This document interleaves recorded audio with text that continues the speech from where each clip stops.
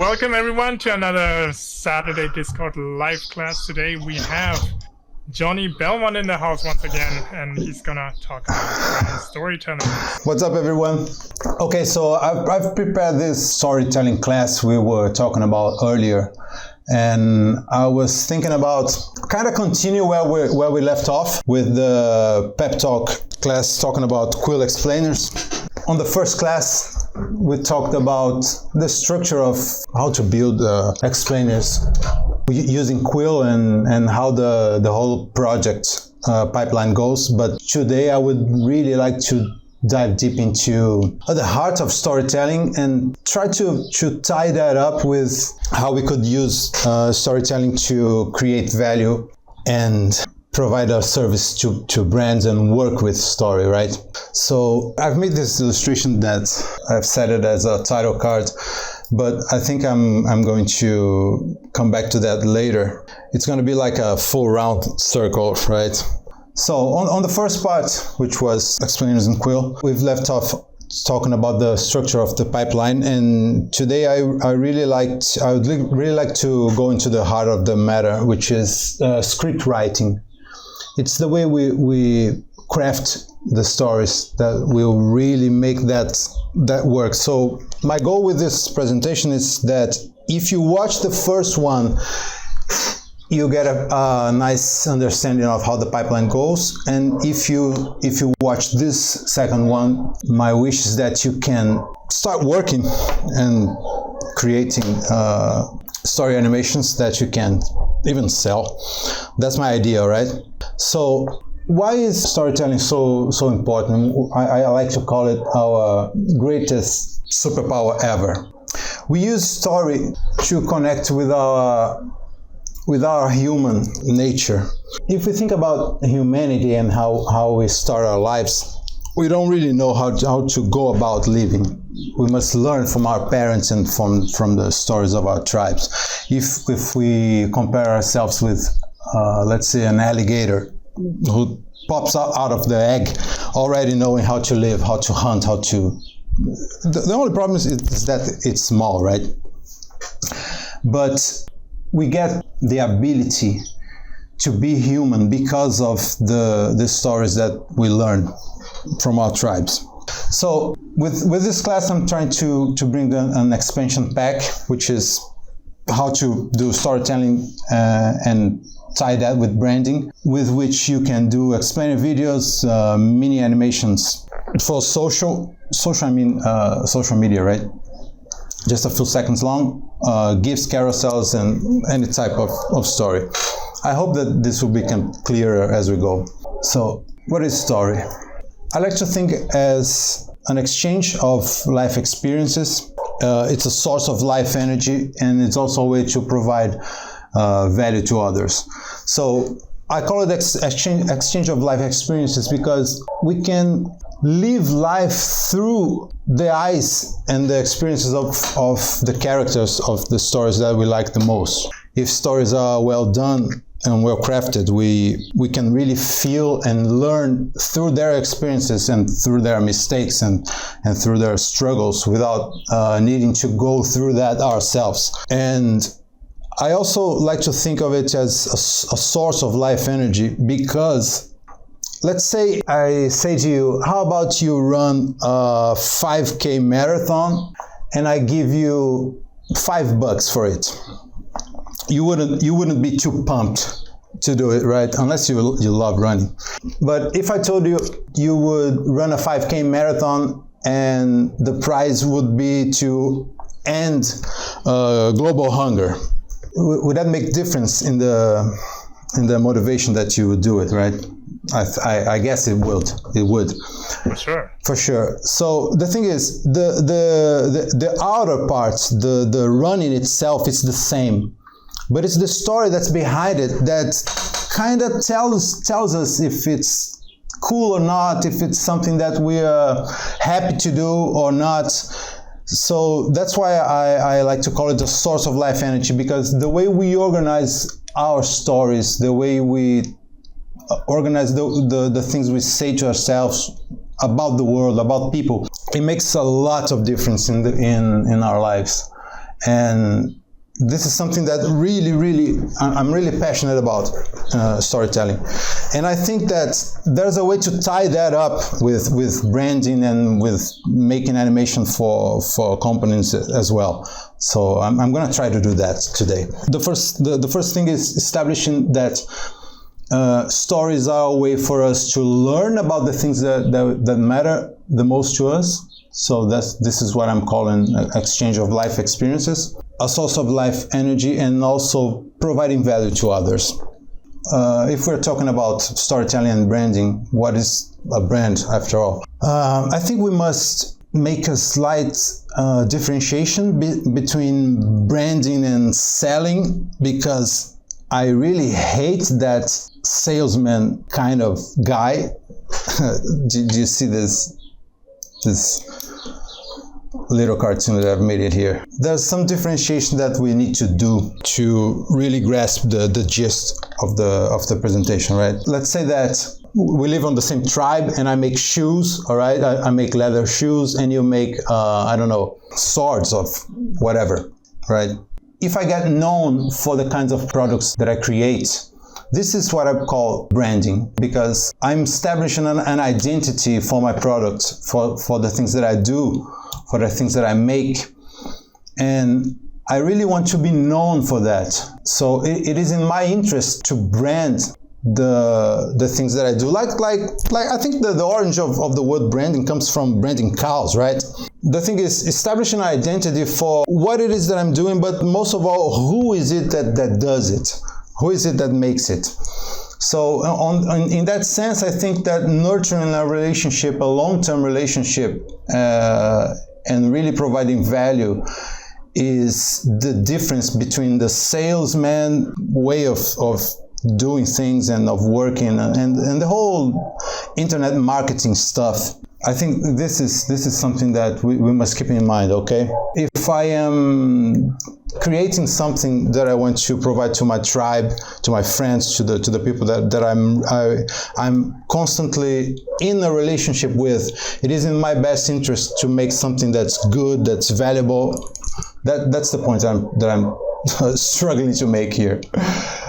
The way I like to tie those together is about creating value. So, but this is something that's been like almost said too much, if you know what I mean. Creating value. So what is that? So I'm gonna try to create some kind of a definition here. So this is the value pizza.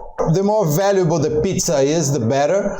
If we think that we are going to have a slice of that value, I think it's an easier way to understand what we are trying to do, right? So I'm trying to create something that's valuable for everyone, and that you're really gonna benefit, and because of that, it's a way to create value for myself as well. So this is what I was talking about on the left-hand side about humanity and storytelling having blurred beginnings, right? So the alligator is kind of gene-driven. He already knows how to live his life, and the orangutan has some learning to do, right? Because he's an ape that sort of lives his life by himself. He learns about how to be an orangutan with his mom, and then he just goes off. But kids have loads of learning to do. I like to think about ourselves as map makers. So we are kind of looking at the world and trying to figure out how things work and mapping our way through, right? And trying to write our own version of the human manual to have better experiences and be happy. I really love this expression, the human journey being a journey from perplexity to clarity, right? Clarity about what it is that is valuable to us and how to achieve that. On the middle, I wrote that the best stories are about our archetypical human struggles, because they are so relatable to us, right? So in the case of the caveman, it's sort of how not to get killed, right? This translates to us as well. And I think they will always do, right? Perhaps we are not running away from tigers, but we are thinking of a way to deal with that bully boss in the office. But in the end, it's like we are trying to reach our potentials and be happy in the process, right? And to end up like that old guy who is happy to have lived well. This is the gist of what I like to think about storytelling being a way to create value for ourselves and for others, is for us just to try to understand how the world works and how to communicate that for others. And of course, that's potentially more valuable than gold or even money. I think of money as a way to hack our way into life. And in the third column, I think it's a psychological framework created by this woman called Chloe Madans. The basic idea is that we all have these 6 core human needs that need to be fulfilled. We have a need for certainty, which is basically to be safe, to know for sure that things will go okay, right? But at the same time, if we are certain of everything, of how everything will go, life kind of gets boring. So we also have a need for variety. On the bottom, we have a need for love and connection, which is to feel that we are close to others and that we matter in the lives of the people we love. But at the same time, we have a need for significance, which is I need to feel that we are important, that we are different, that we are not the same. So those two kind of also go hand in hand. They can be in a way opposite to each other, but we also have a need for both of them, right? And then afterwards we have a need to grow, to evolve, I like to think of that as a way to exchange our problems for better ones, right? I don't want to have the same problems over and over and over and over.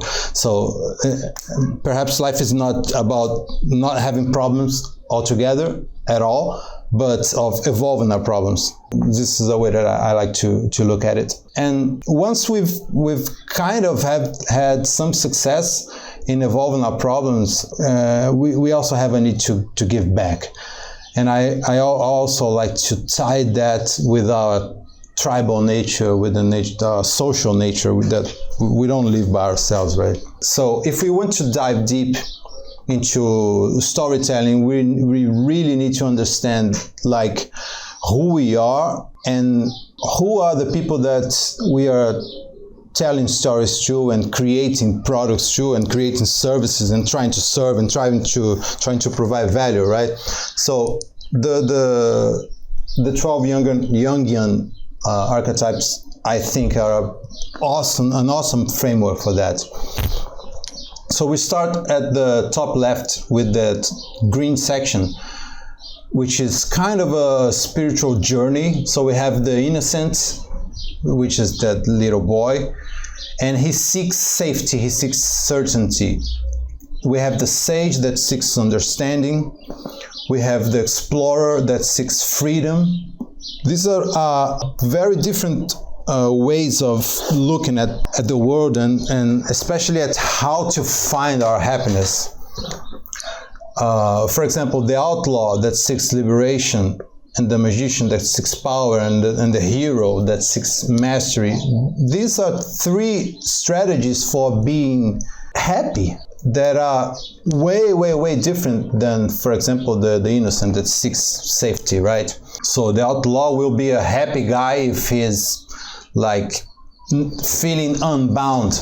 Then on the bottom left, we have the creator that seeks innovation, that seeks to transform the world with his or her imagination, right? Then we have the ruler who seeks to control. I've put that classic like executive guy, like really angry, but the point is not to be like, I'm not trying to be overly critical. And then we have the caregiver that seeks to protect and to provide safety for others. Then on the bottom right, we have the everyman. It's an archetype that seeks to belong, the jester that seeks to enjoy himself, to have fun, and the lover that seeks intimacy. This is the archetype trio that pursue connection. So where does that lead? I've put some examples of brands that kind of match those archetypes. For example, the Innocent, I put Dove. Do you have that brand there in the US? The shampoo and soap and stuff. Yeah. Yeah. And I think that the classic character that represents the Innocent archetype is Tom Hanks, right? I think that all of his movies is the same character. I love him. It's just that he really embodies this archetype way of thinking. I think that most characters that are well developed do that. So Google is the ultimate archetype for the sage, right? Because everything that you can think of, you can find the answer in Google, right? And Yoda would be a nice character. The Jeep brand and North Face and Indiana Jones would be archetypes for explorer. Harley Davidson. I was watching a video on YouTube the other day, and the guy was talking about the brand Harley Davidson, and he was saying that the guy is an accountant, and he's like his day-to-day is so boring and so square, and then in the weekend he grabs his Harley and he puts on a leather jacket and he goes scaring the neighborhood around with that loud motorcycle, right? It's like his way of escaping. We've got Disney as the magician. That's like that. Anything can happen, right? And we have Nike as a hero. This is just examples, okay? The thing is, if we are trying to write stories, okay, just to differentiate our talk from the storytelling that intends to entertain, we are talking about creating value for brands with story, right? I really think that we can still look at storytelling through the lenses of entertainment if we look at the archetypes. So if I am, for example, writing a script for with the intention of creating entertainment, it is going to be valuable if what you're trying to achieve is to be entertained when you go watch a movie or animation, right? So the thing is, if I am writing a script or I'm creating a story for a brand, the first thing that I need to really get a grip on is about the brand persona. What is the persona? What is the archetype that your brand is representing in that context, and the audience? So for example, as a caregiver, we've got Volvo, okay? The word that represents Volvo, and this is a choice that every brand makes, right? This is the choice that they've made. It's safety, it's security. So Volvo is a car that provides safety. It's made for you to feel safe. So the perfect match would be, for example, his audience would be looking for safety. So it's a car for families. It's a car that will, if for instance you have a crash, your kids will be safe inside. This is the promise that Volvo makes, right? And it's very different than the promise that Harley Davidson's make when they are making motorcycles, right? They are telling you will feel free from your boundaries. That's sort of what they're saying. And if you look at a Jaguar, for example, the message that they are trying to have an impact with is a message of seduction. So the kind of guy that buys a Jaguar perhaps is not the same guy that would buy a Volvo, or at least it's not the same motivation, right? I might buy a Volvo because I want my family to be safe inside the car, but that's not the same the same audience that the Jaguar is trying to reach. So I think that having a grip at these 12 Jungian archetypes is really, really important for us to be able to write stories for brands. Understanding what is the archetype that our brands or the brands that we are writing for represent, and also the archetype of the audience, which I'm calling you here brand persona, okay? So what do we need to create a story? We need a hero that's on a quest to achieve something, trying to get something. We have a challenge, some kind of conflict, something that's preventing him from going forward. And I've also put the character of the mentor, because that's the character that I think brands should represent, right? We have the classic marketing way of looking into things, which goes something like this. Here we've got the brand. The brand is the hero, right? This sucks. And it's on a quest to make money. And the challenge is that the audience notices that.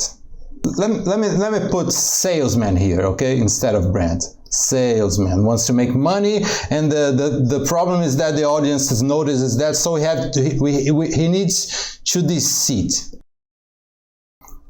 So what I'm trying to make a different point here is that the hero is the audience. This is the framework that I'm trying to build.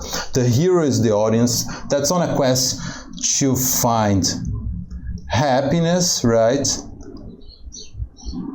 Through what? How does he or she will find happiness? Through his natural way, right? The way of the archetype that he's embodying. So this is the trouble that he's going through, right? The dragon. And if a brand has a product or a service that solves this, then the brand can occupy the spot of the mentor. So this is a script framework that I've learned from the director of Grumo Media. It's an awesome explainer video studio. There's one thing that I like to talk about real quick before we go forward, is that sometimes people think that to work with animation you got to have like amazing animation chops, right? And perhaps that's true if you want to work on Pixar and on Disney. But to work with explainers and make animation for brands, that's so not the case. This studio that I love is called Grumo, right? Their characters are all stick figures, like for real. And they've been making explainers for, I don't know, 10 years, and it's like it's an awesome studio, and it's from a course I did with the founder that I took this framework. So first we'll introduce the hero of the story and the problem that he is going through. Then we'll quickly introduce the solution. Then we'll go into the actual bulk of the explainer and explain how it works. Then we'll wrap up the story and create a call to action and a logo shot at the end, right? This will be, for example, for an explainer, it's like 1 minute, perhaps 1 minute and a half, okay? So this is a quick story. So for the pep talk script, so this is the breakdown, the framework that goes behind what I was writing. So introducing the hero and the problem, it's the green tag. So you run an amazing business. These are the business owners. Why? Because business owners are the audience that buys from Pep Talk, right? So I was writing a script that was intended for business owners to watch. And they have a team. Do you remember that it is a Viking ship they have a great team by your side, and you're ready to change the world. This is the desired future state of the business owner, right? He's got a startup or a company or something else, and he's trying to change the world for the better. So what's his problem? His problem is sometimes it's hard to keep the employees happy, healthy, and motivated. This is the scene where the Vikings throw up. And you know that trying to force them to be happy, to be motivated, just doesn't work, right? So this is the problem. How are you going to keep the crew humming while you steer your company to success? This is something that I really like to hit the nail over and over, which is the desired future state, is what he really wants. So introduce the solution. Pep talk, well-being platforms, this is what they do, and then I go into explaining how the solution works. This is the bulk of the story. Then I'll wrap up the story, telling quickly again what does the company do, helping them build businesses that thrive, and employees love working at. Do you see that this is a very specific kind of client? Because if the client doesn't believe that already, that it's cool to have a company that employees love working at, this will never work. So it's very important for them, for Pep Talk, to understand who their audience is, because I am writing the script for those guys to watch, right? On your job like this, do you actually also write the script? Yeah.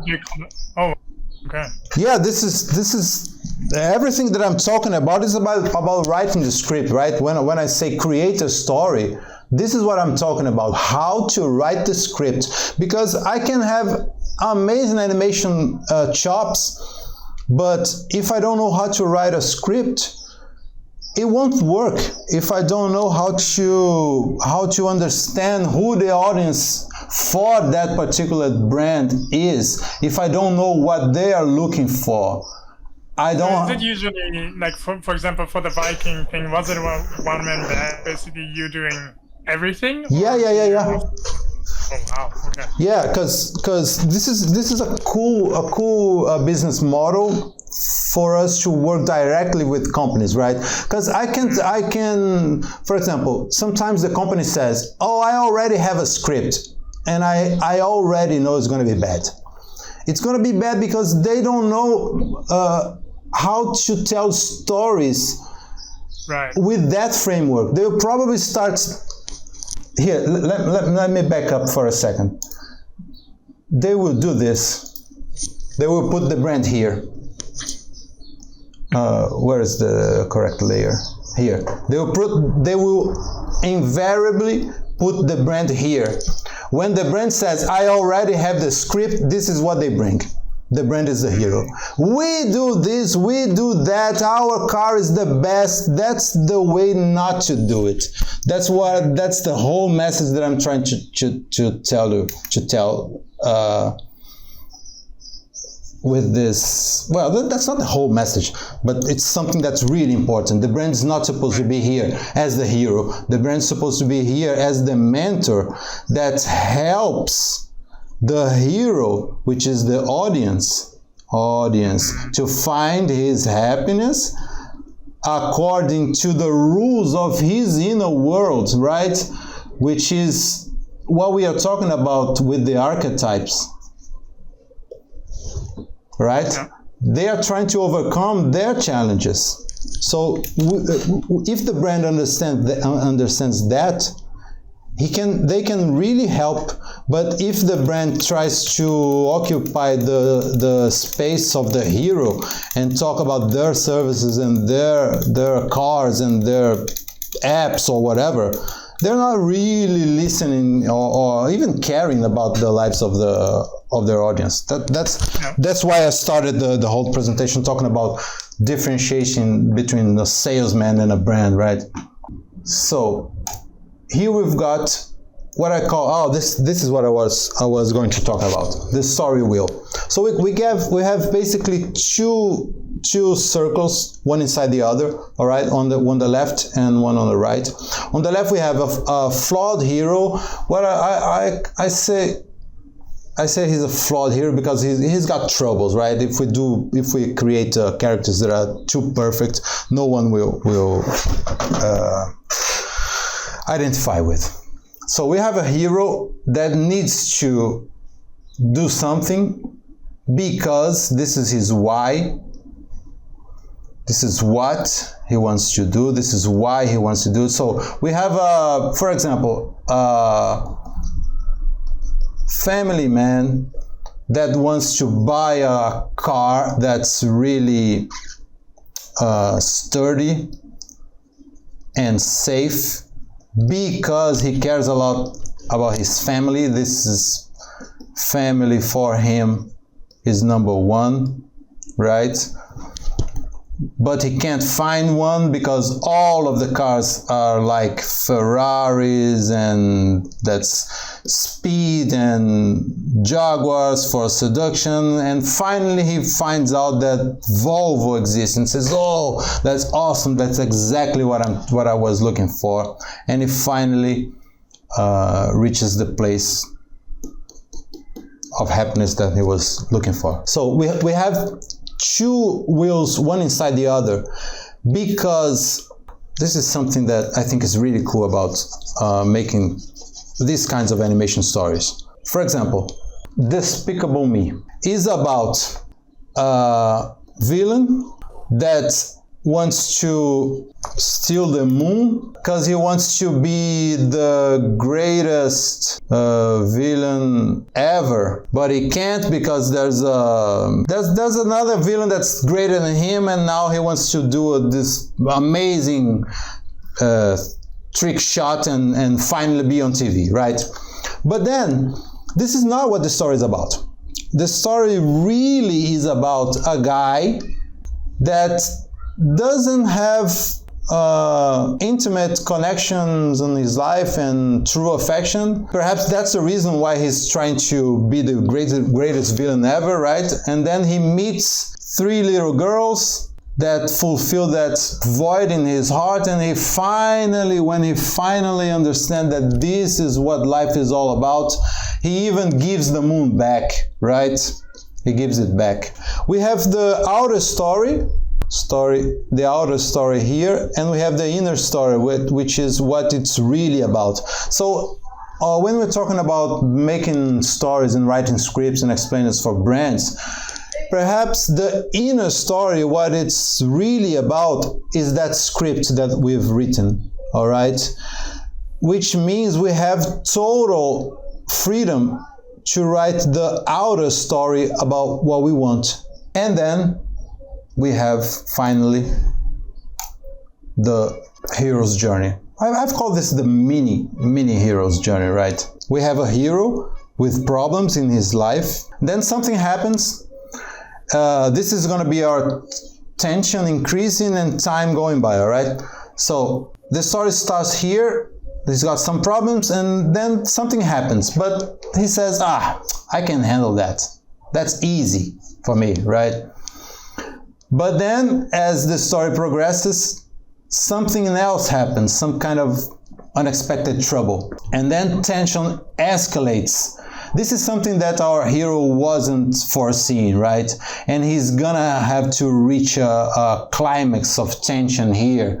He's gonna say, oh shit, this I can't handle. This is where he starts looking for help, right? This is the ideal place for the brand or any kind of mentor to enter the story, right? And to help him through some kind of transformation. And with the help of the brand, with the help of the mentor, with the help of whatever it is that happens in the story. In the case of Despicable Me, it was the girls that made all the difference in this world. Then he's going to transform to a better version of himself and hopefully achieve his victory, right? And you see that we have the tension graph. It goes up and up, and it was really up. Let's give it a 10 here. And then when victory happens and tension comes back down, we are going to be a little more relaxed than we started. You see that? This is what I'm calling improvement, right? So if we can help our hero, our audience, the audience of the brand, if we can help them achieve some kind of improvement, that's more than enough. This is what the story is really about, right? This is the audience archetype search, because this improvement relax about what? If he was looking for safety for his family, this is what we're talking about, improving his safety feelings, right? His feelings of certainty. If he was looking for love, perhaps it was another thing. We can take a look at this first title card different now, right? This is his tribe that's trying to hunt the mammoth, and he's telling the story of how not for them to get killed in the process, right? So it's like, guys, don't go just the two of you, because this is gonna be bad. And if there's just two of you, just go hunt some rabbits, right? And he's making lances and bows. So this would be kind of a mix between the classic storyteller that's trying to create the distinctions of value and how to improve life, and also crafting real stuff. There's one last thing that I would like to leave you guys with. It will probably be too much. I'll show it anyway because it's a distinction because of what's happening with the age of the internet. And on the other live stream, when we were talking about Quill and why I think Quill is such a great tool for making explainers and etc., I was talking about VR, right? Why I think Quill is the best tool, and why most studios, even now, like 1 year later, are not using Quill to do their explainers. They're just using the classic pipeline that takes forever. But when we are talking about the internet, we are really talking about social media, right? It's where everybody is. No one is like surfing websites anymore, right? What I think it's really cool, and perhaps it's something that will make a difference if you guys are wanting to make videos for brands, is that because the internet happens on social media and we are talking about brands, this is what I wanted to show you guys, okay? This last screen. I know there's perhaps way too much content in here, but I'll go through it like real fast. One great distinction to have if you're creating content for brands is where in the consumer journey they are. Sometimes they call this a funnel, all right? So here comes the audience. They hopefully are aware of a problem that they have, and they are looking for a solution. This is the ideal situation. They are aware of the problem, and they're looking for a solution. I would say that if you need to educate the audience about having a problem, because they don't even know that they have a problem, this is not a good way to go, okay? I would say start here. Start with audiences that know that they have a problem to solve, and they are looking for a solution. And usually the goal of businesses is to drive their audiences from being aware of their existence to considering buying from them, to converting them into customers, into subscribers, members, followers, etc. Not just purchases, right? But converting them to subscribers, members, followers, etc. To then they being like really happy with the purchases of becoming a member or becoming a subscriber and becoming loyal fans. And from then, if possible, the best of the fans will also talk about their purchases or the services with their friends and give referrals and shares and etc. I think that we all do this all the time, right? I remember when I first bought my Wacom tablet. It was such a difference for me. We are talking about like almost more than 20 years ago. And I shit you not, I was using a pen that had a mouse ball in here and a cable. This is what I was using to draw when I got my first Wacom. So it was really amazing. I was talking about this with all my friends, right? You gotta get a Wacom, and I really became an advocate of the brand, right? So this is what we are talking about. And the great thing is, because we are living in the age of social media, those goals of the brand, of those goals of the business, they translate to what we can do with social media. So if your goal is to create awareness for the brand, your goal with your animation will be to reach more people and to bring channel growth for them. If the business goal is for consideration purposes, you strive to increase the engagement, which is likes, comments, shares, clicks, this kind of stuff. So this is a way for us that are making animation for brands to really measure the effects of the product that we are making. And this is something that deserves its own class, right? But I just wanted to pop that up so you guys have something to think about later. So guys, do you have any questions? Do you have anything that you'd like to talk about or ask? I don't see any questions in the chat, but I really like the way you explain and lay out stuff like this. You know, it's also something that I might do subconsciously as well, but seeing it laid out like that, you know, really brings clarity. And the importance of thinking of brands and stuff like that is super, super valuable. Fast. I don't have a question per se, but no, I just really appreciate this topic because, you know, of course, you know, working with Cyro and now just kind of starting a business and things of this nature, or even just what I encourage my friends that are playing the social media game. You know, there's in the most basic format, it is very pushy and it is very, you know, salesman pitchy, and it's not very inviting. No. And you know, I tell them, you know, okay, it's consistency, it's this, it's that, and it's a bunch of these things that, you know, work with the algorithm, they don't work with the algorithm.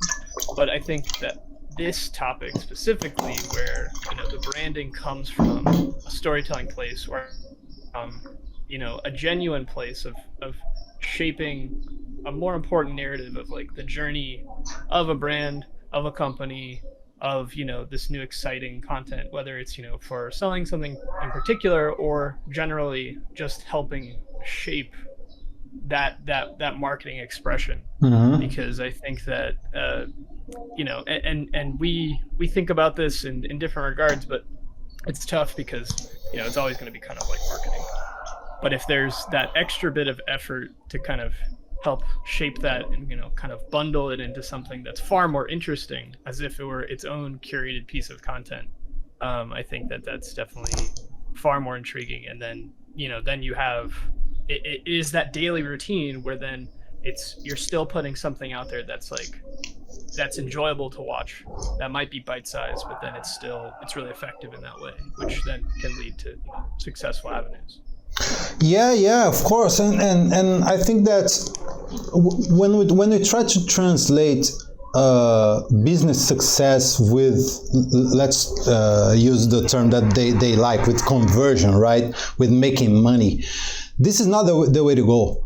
because the relationship that we as brands, I'm starting my own business right now, and you have your studio, but we as brands, we are really in the business of relationship with our audiences, right?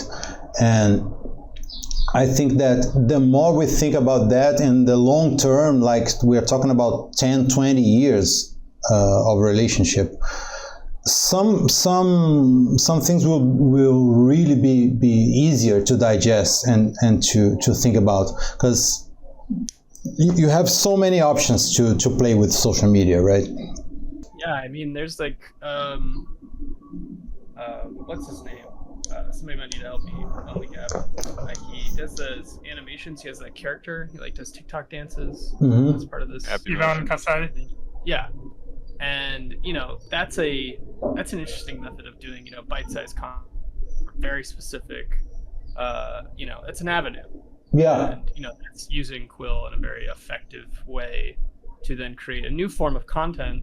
But then also there's storytelling elements in regards to just the creation of said character, right? That it doesn't have to be entirely spelled out, but then there can be this new attachment because there's that character design element to it. Yeah. And I think that's really that kind of shows you that there's still a very large spectrum of what you can do with this tool, and then also more independent artists, what you can do with your content, putting it out there and sharing it. Yeah, for sure. And think about that. Because of the pandemic, like thousands and thousands of businesses came online, right? And they all need help to reach their audiences. And if we use the example that you just said, that let's say we'll grab I don't know, 3 frames, right, and one GIF, like one loop each, where this introduces the character. This probably he'll be going through some trouble here. Let's do it like this. All right. So here's the solution, perhaps the brand, and here is his life afterwards. He's happy. So this is a story told in 3 acts. And if you really take the time to understand who this character is, what is the audience, what does he want, why is he suffering, what is it and of course, let's just assume that the brand, all right, really has a solution for this guy. Because the worst thing in the world, let me say that, the worst thing in the world is to create videos for brands that are bullshitting their audiences. There's tons of that though, right? Yeah, yeah. In Instagram advertising and stuff, and like stuff like, mosquito killing lamps, neck pain relieving pillows. Like look like super shady. This sucks, and I've made like tons of videos for giant banks here in Brazil, and I was like super cringy stuff.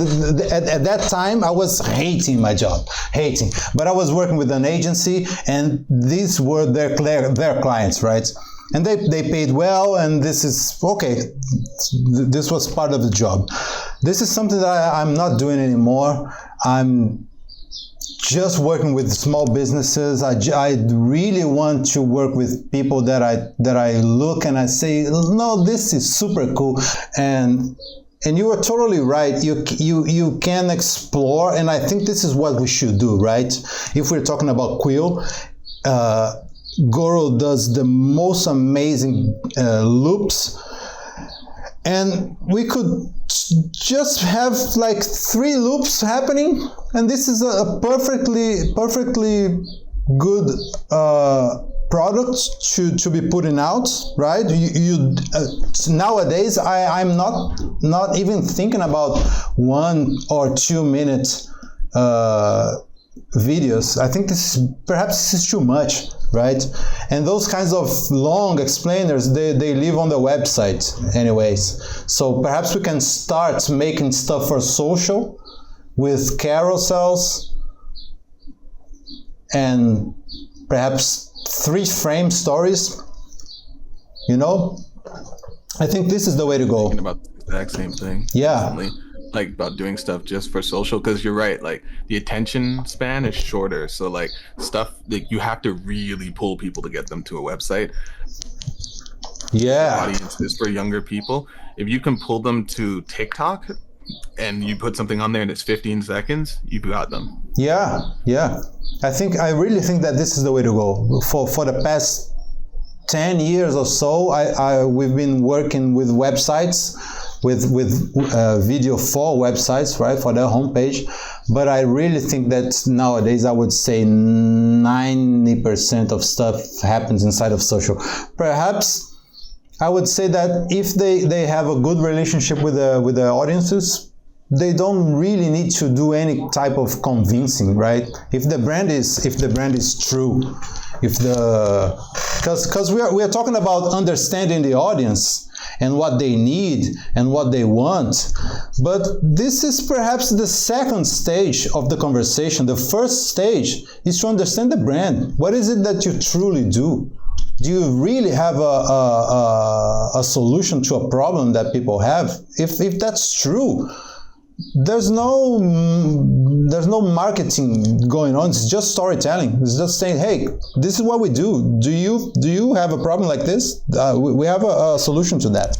So who doesn't want to get to know more about something that we experiment day in and day out, right? If it's a problem. I feel like there definitely is more to explore in terms of content creation for bite-sized, media formats. So it's like, if, like we've seen it before, everything is now very, very short. Mm-hmm. We had Vine was super successful. We had, I don't know if anybody, what was that one? It was like Qubit or QB. Anybody see that? Yeah, I remember that site. Yeah, I mean, it was very short, but they were attempting. It would have to done make, well. TV format. Yeah, it just happened in COVID and that just didn't work. But like they had this like TV format where they were gonna try to do like mini TV series for the vertical format of the phone. And I mean, the thing is that there's these platforms that we can make stuff for, but that at the same time, like it's not entirely explored. You kind of see it when there's existing content somewhere else, where then the marketing material is still telling the story from the content from before. Mm-hmm. But I feel like there's still opportunity where it's almost like it is a channel. You tune into a particular artist's portfolio because they're generating that specific, visual or they're either a musician, they're doing something, but then there's still an opportunity for people to kind of continue to world build and build stories and release that type of content where it's engaging as if you're watching TV, because it's like these are social platforms, so then not entirely geared towards that. It's geared towards people and what they're doing and things of that nature. But then you have TikTok, you have Reels, you have things that are extremely short format, video format, and then if it catches your eye, and it's interesting because the eye-catching stuff right now, like in our personal experience, it's like we like watching like Katsakuga, which is like me and Nick go back and forth. We just watch like everything that they put out because they're like taking clips from like really impressive animation, and that stuff gets clicks, gets views, because it's like it's that highlight. And so then we think in that vein, like, okay, how do we kind of make really interesting highlight that's showing off animation for what it could be in a little bite-sized format. Now in that angle, we're not really looking at the story, because we're thinking more so we're thinking about how the story is applied before it even reaches the marketing stage. It actually works. Well, it does work. There's a local grocery store actually here that they worked with, I think, the Line Animation, their studio, and they made basically a fake anime for the grocery store, and it's just like just pure Sakuga the whole time, but they're like running through the grocery store. Oh, that's Crazy. great. That's awesome. Yeah. I mean, and that it's interesting because I'm now thinking in regards to like, okay, so you're talking about storytelling, and like this is a great conversation because then it kind of just applies to regular storytelling as well. But then also it's also relative. So then once you actually finish your true, like your short, your feature film, you know, your music video, even then when you go to the marketing and the branding phase, you should then be able to tell that story in a very short way as well. I think I've just seen a lot of ads. I've seen a lot of independent artists promote themselves, and it turns into just promoting their brand that's not entirely developed, and then also the content they're actually promoting actually has no story rather than just the content they're putting out. So, okay, great, it's a new song and it's a new music video and you're promoting this. Okay, if you only have such a short amount of time, how can you tell me your story through visuals, whether it be, you know, graphics or video? That stems from the main video. My attention, I think you kind of depicting in your stages of how you're breaking down a story and then how it can be delivered, I think is you know, really important. Yeah, and I was thinking about that. What you're saying. So perhaps that whole vision of the archetypes can help if we think that we are also, let's put quotes on the word selling, right? But we are selling feelings and we are selling emotions. So if I have a song about, I don't know, perhaps it's about sadness, and that's the feeling that we are putting through.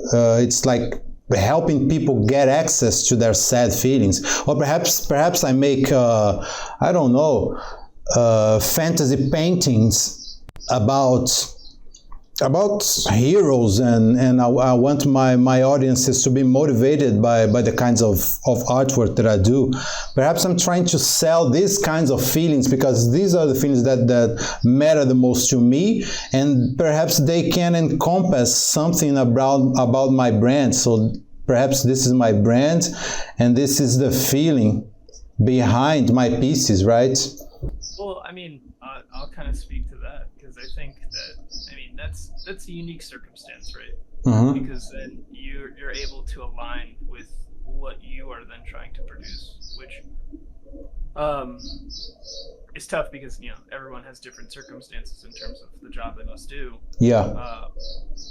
But then I think that's also where it's most successful. I mean, I talked to Nick about this.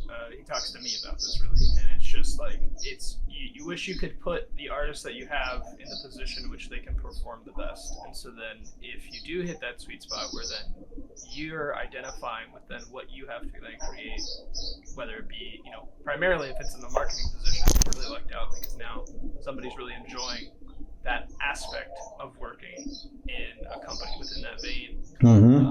Because otherwise then it just feels forced, and then the strategy's not there, and then it's just, you know, the demand of the job, which is not benefiting anybody in that regard, whether it be the business itself. You know, yes, you get paid to do your job, but then also, are you doing your job in terms of curating that audience? Are you building that community that's interested? And that's, you know, I think that's where you kind of have to let the reins go if somebody is in that position, to hopefully allow them to kind of bloom, or at least trying to understand that mindset a bit more. But, you know, this kind of is going in more of a direction of marketing and brand speaking. I wanted to kind of circle back around in terms of, you know, using this, using Quill and using like the branding, the storytelling aspect, because I brought this up like a couple weeks ago, not in regards to branding per se, but just using Quill as like a technical tool for motion graphics. And I've seen your work, you know, doing this branded storytelling, and didn't catch your last live stream, but I have seen the work that you've done in this regard, and I think that there is still a larger application there for using this as a tool rather than using something like After Effects. Yeah. Something that just the freedom in actually being able to curate that specific type of content, I think, is very effective. And there's still a lot of potential there. Yeah, definitely. And of course, when we're talking about creating content that represent the spirit of a brand, right? I think you must be in the position to do that. You really do. Perhaps it's not something that if a guy is an employee of a brand and he's working somewhere buried down in the trenches, perhaps he won't be able to. But the guys that are responsible for the brand itself, this is something that we should also be thinking about as artists, because there's so much out there talking about artists being brands, right? That's what I was talking about, choosing some kind of direction for our work as artists in terms of the feeling that we want to evoke and the kind of impact that we want to make.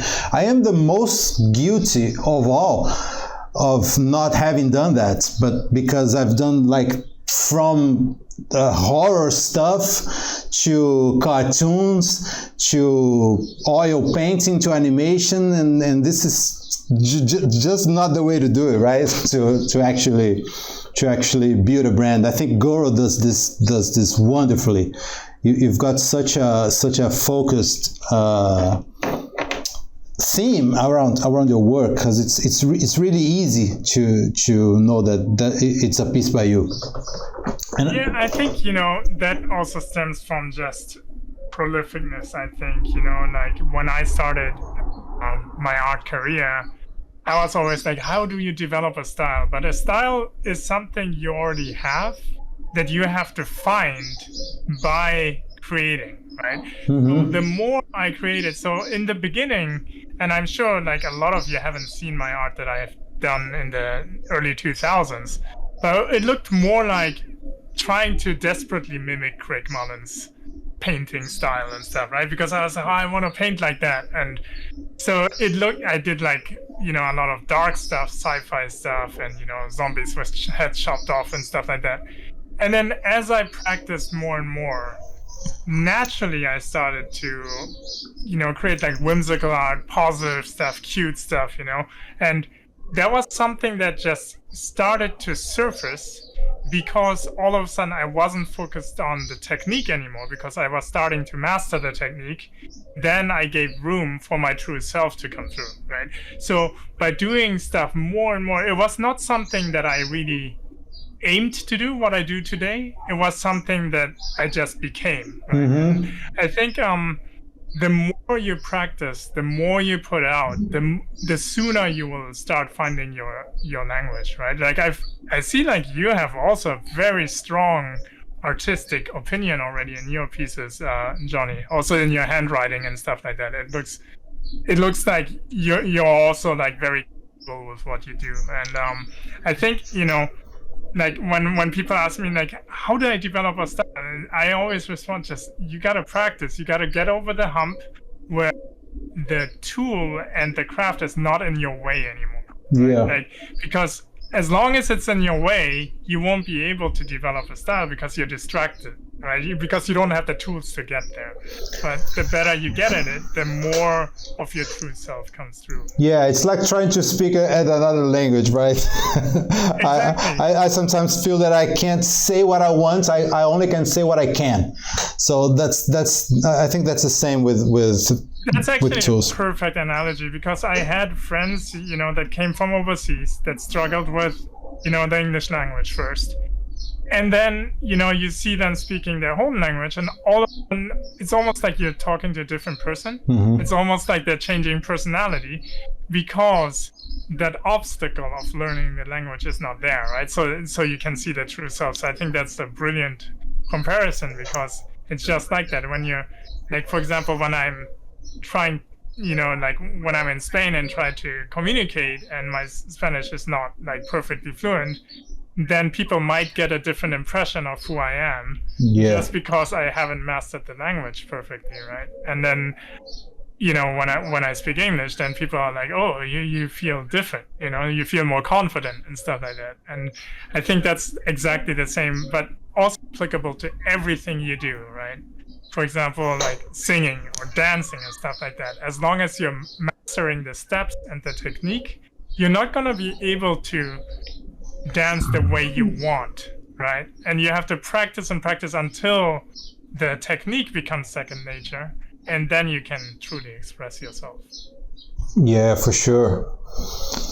This is so cool. It's a subject that touches so many aspects, right, of the artistic journey. I think that perhaps this is a nice place for us to hang around for a while about how do we develop our brands as artists by understanding who we are, what it is that is the message that speaks the most to us, that speaks loudly for ourselves, and for sure there will be an audience that matches that. I think this is the right way to start.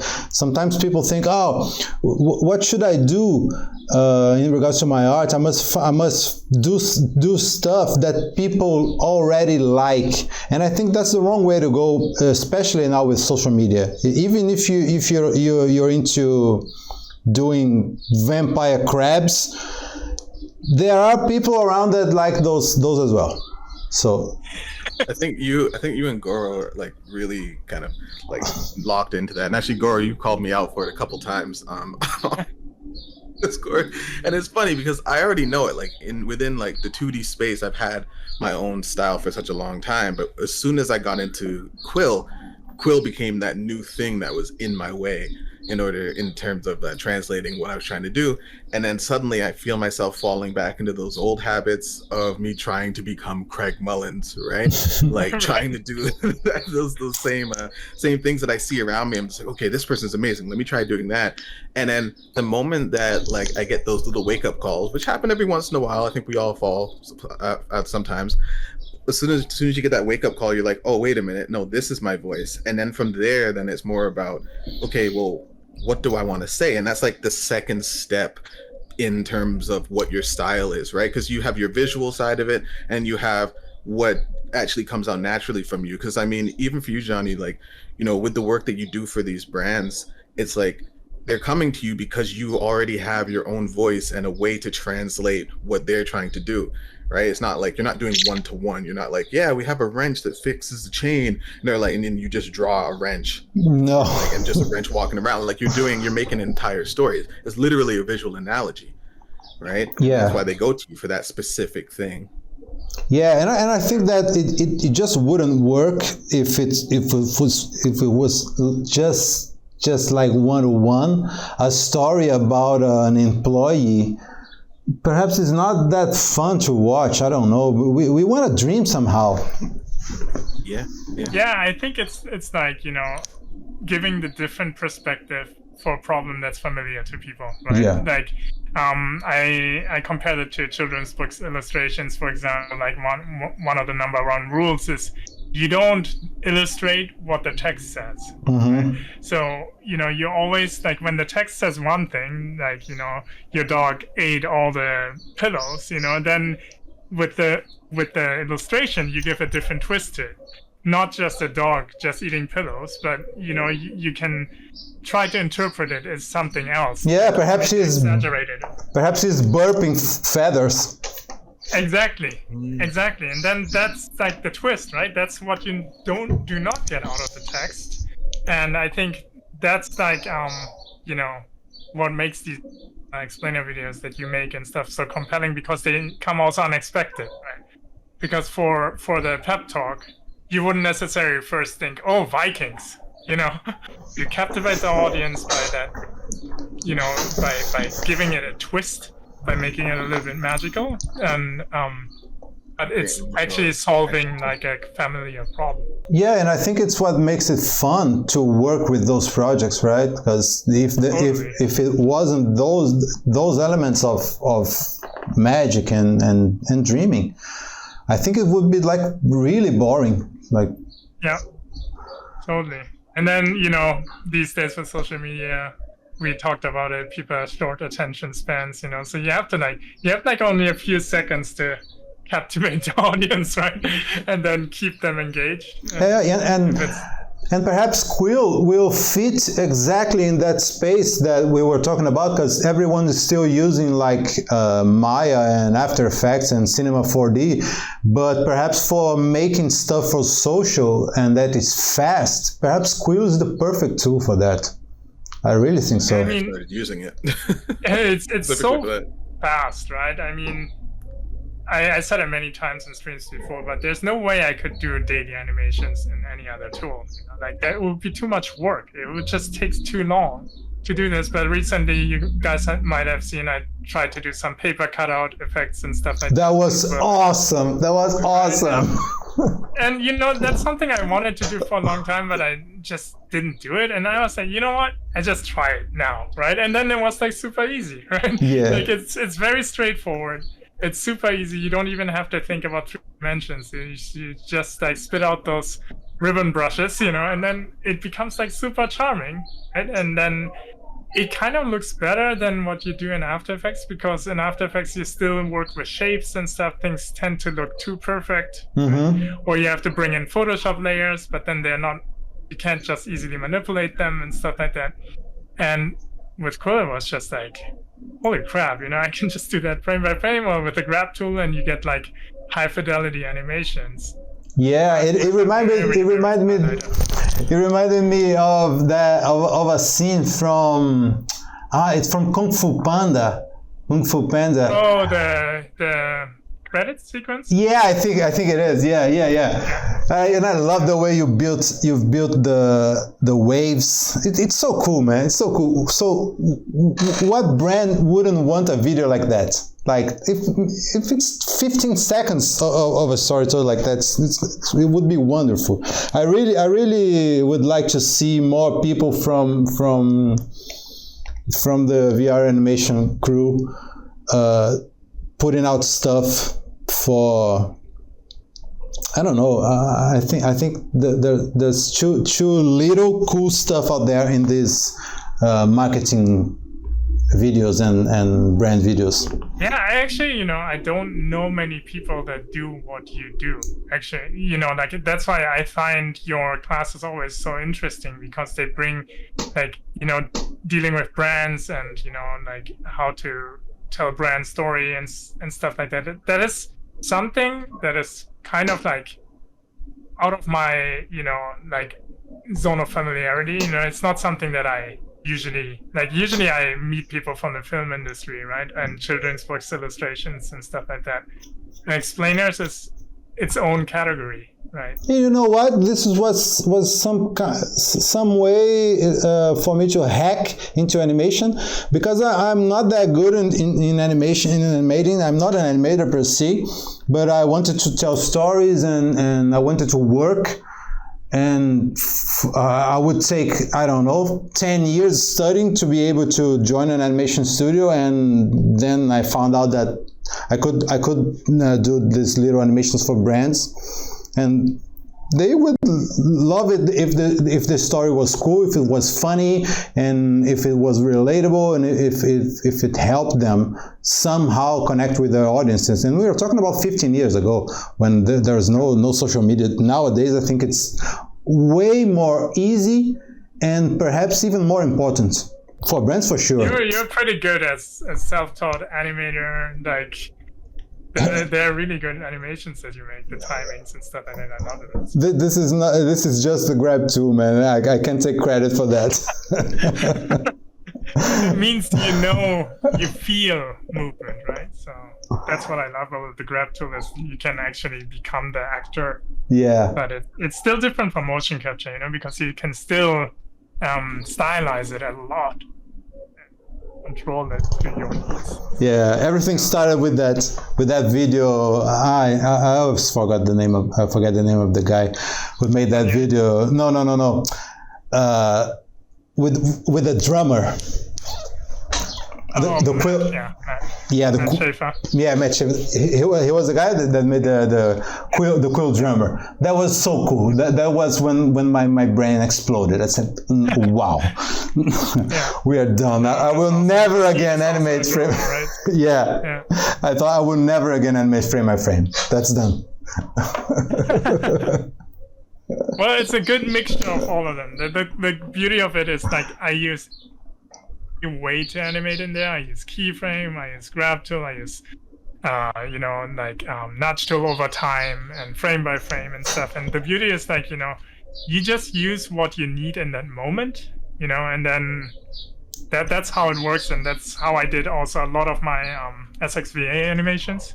Where, for example, I switch from frame by frame into transform keyframe animation. For example, for my snail, the escargot character, when he goes into AFK mode and he gets into his shell, the way the shell falls, that is animated with keyframes, but then I go back into frame by frame to take over, right? So that way you can also combine super smooth animations with the hand-drawn style or stop-motion style frame-by-frame animation, and they blend in seamlessly. And I think, like a combination of all of them for your explainer videos, I could totally imagine to be super helpful too, because then you can just do like little head wobbles and stuff without having to use the grab tool, without having to deform and stuff like that. Yeah. So yeah, it's super powerful in any way. Yeah, it is definitely the most powerful tool I've ever seen regarding not on animation but storytelling in general. I just love the way it works. Unfortunately, I wasn't able to do a Viking fighter for the game. Oh yeah, that would be maybe next challenge. Yeah. Cool, man. Thank you so much, Johnny, for this another amazing class. Super insightful. All right, man. Thanks so much. And if you guys want to ask anything, just reach me out on social. I'm more than happy to help. I'm starting new projects right now, and I'm not going to be animating a lot this next year, but I'm more than willing to pass this on to you guys. Cool, man. Thank you so much. All right. Thanks, guys. All right. Thanks, Johnny. Bye. Thank you. Yeah, thanks. Thank you.